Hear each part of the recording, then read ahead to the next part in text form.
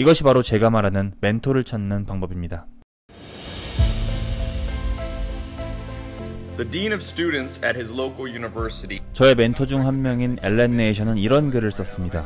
우리 지역에 있는 대학교 확장은 젊은이들이 고등학교를 졸업하고 바로 대학에 가는 것을 권장하지 않는다. 과연 3천만 원 이상의 학비를 쓸만한 가치가 있는지 이것을 확인하기 위해서는 최소 2년 동안은 전공하고 싶은 분야의 맨 밑바닥부터 일해봐야 한다고 말했습니다. 바닥을 쓸고 닦는 것까지 포함해서 말이죠. 할리우드에는 또 이런 오래된 속담이 있습니다. NBC 사장이 되는 가장 좋은 방법은 18살부터 투나잇 쇼 프로그램을 위해서 일하는 것이다.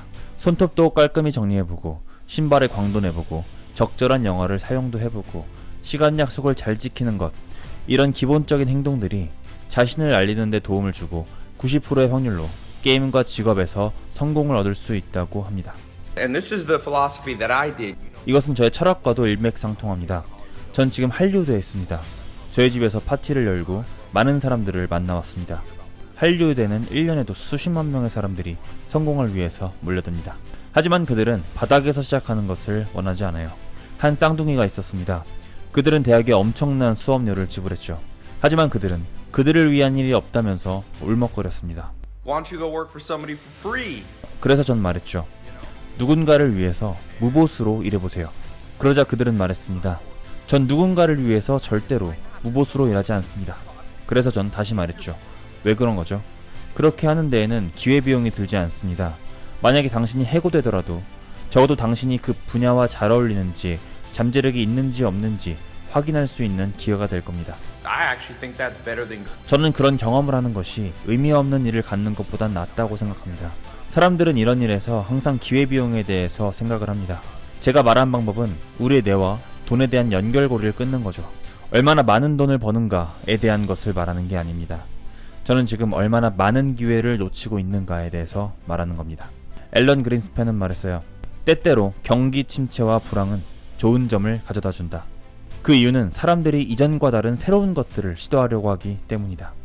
사람들은 저에게 대학이나 멘토에 대해서 물어봅니다. 그리고 전 항상 같은 말을 하죠.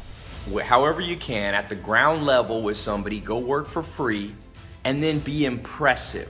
맨 밑바닥부터 일을 시작해보세요. 누군가를 위해서 무보수로 일을 할 줄 알아야 합니다.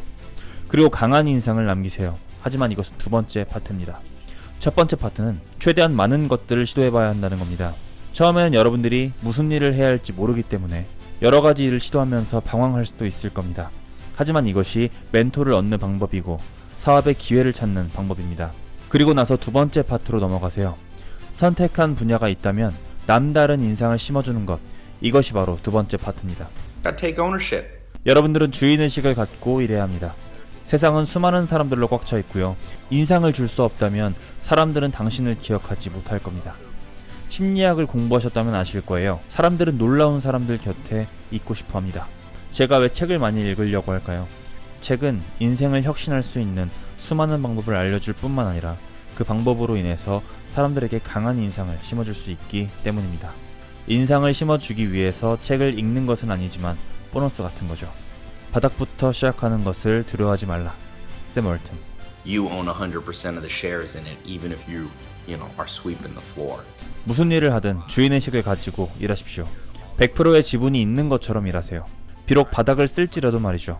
그게 바로 여기 할리우드에서 많은 사람들이 성공할 수 있었던 방법입니다.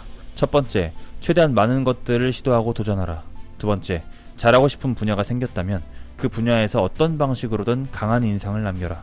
이것이 바로 제가 말하는 멘토를 찾는 방법입니다. 이 영상에서 타이로 페즈는 방향을 제시해줄 사람 멘토를 찾기보다는 스스로 도전하고 경험하면서 자신만의 방향을 찾을 것을 제시하고 있습니다. 또 그 과정에서 많은 책을 읽는 것이 도움이 된다고도 말하고 있어요. 나보다 많은 것을 알고 경험한 선배가 내 옆에서 조언도 해주고 방향도 제시해준다면 너무나도 든든하고 좋을 것 같습니다. 근데 이런 사람을 찾기란 쉽지 않죠. 지금은 온라인 시대고 저자나 강사를 유튜브를 통해서 쉽게 접할 수 있는 시대지만 그들이 무턱대고 시간을 내준다거나 1대1 코칭, 조언을 해주기란 쉽지 않을 겁니다. 하지만 스스로가 스스로의 멘토가 될 수 있다면 어떨까요? 제가 읽었던 책 사수가 없어도 괜찮습니다에서는 누구에게도 기대지 않고 스스로가 스스로의 멘토가 되는 방법을 알려줍니다. 그 방법은 현재의 내 모습, 그리고 미래의 전문가가 된 나의 모습을 상상하고 비교하는 겁니다. 미래의 나의 모습을 상상한다. 그건 듣기에 너무나도 추상적인데요. 필드에서 경험과 노하우를 쌓다 보면 미래의 내 모습이 점차 구체적으로 된다고 합니다. 저자도 처음에는 그냥 디자이너 정도였지만 시간이 지날수록 함께 일하고 싶은 디자이너, 영감을 주는 사람으로까지 구체화되었다고 합니다. 현재의 나, 그리고 미래의 나를 우선 설정하고 미래의 나보다 부족한 현재의 나를 비교해가면서 부족한 점들을 채워나가는 방식을 말하는 것 같습니다. 결국은 방향성으로 귀결된다고 생각하는데요. 어디로 가야 할지 확신이 있을 때 사람은 비로소 전력 질주할 수 있다고 생각합니다. 방향에 자신이 없다면 지금 가는 방향이 맞는가 계속 의심할 수밖에 없겠죠. 그리고 발을 내딛기는 더 힘들 겁니다. 여러분들이 생각하는 여러분들이 나아갈 방향, 그리고 미래의 나는 어떤 모습일지 구체적으로 생각해보시는 하루가 되셨으면 좋겠습니다. 감사합니다. 지금까지 동기부여학과였습니다.